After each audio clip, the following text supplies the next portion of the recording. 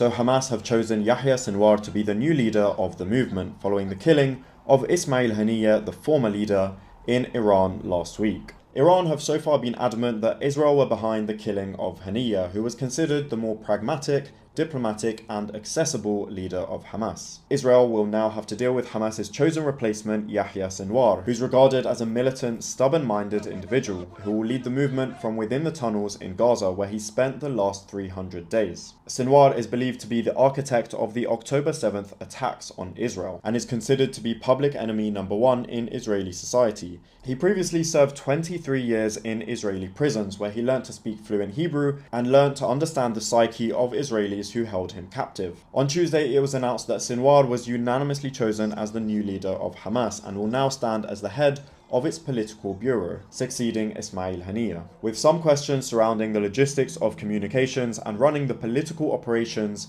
outside of Gaza from within Gaza's tunnels. A spokesman for the movement, Osama Hamdan, said on Tuesday that Sinwar has always been involved in the negotiations for a ceasefire with Israel, despite the fact that Sinwar has occasionally distanced himself from the position of a typical politician. وكثير بحب اني اخلع الجاكيت هذه اللي البسوني اياها رغما عني عشان العمل السياسي. Other potential replacements for Ismail Haniyeh were senior figures of Hamas such as Khalid Mish'al, Khalil al-Hayya, Musa Abu Marzouk, Mohammed al-Daif in Gaza, and Marwan Isa. Sinwar was one of the founding members and a former commander of Hamas's military wing, the Al-Qassam Brigades. He has been the head of Hamas in Gaza since 2017. In 2021, he was re-elected to another 4-year term as Hamas's chief in Gaza. Whilst being in power, he helped build up the military capabilities of Hamas's Qassam Brigades. Sinwar is a stern, unwavering individual who before the war would occasionally appear in public and talk at rallies and press conferences in Gaza.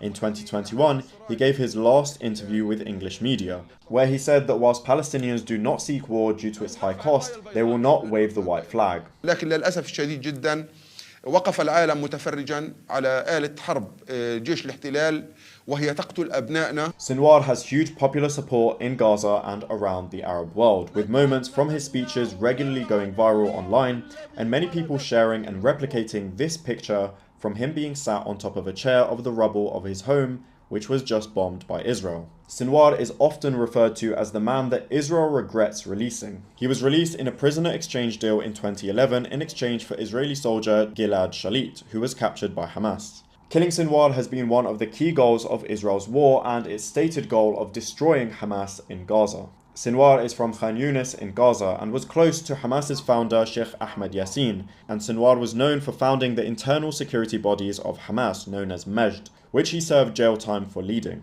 He was previously sentenced by Israel to 4 life sentences in the late 1980s. Despite not admitting it yet, it's widely believed that Israeli intelligence was behind the killing of Ismail Haniyeh. With Haniyeh gone and Sinwar in charge of Hamas, chances of reaching a ceasefire deal are in all likelihood even smaller. But seeing that Israel has consistently rejected and scuffled deals that have been presented, this may be the outcome that Israel wanted all along. But it may be a gamble because Hamas's battalions in Gaza are still fighting, despite Israel's devastating bombing campaign over the last 10 months.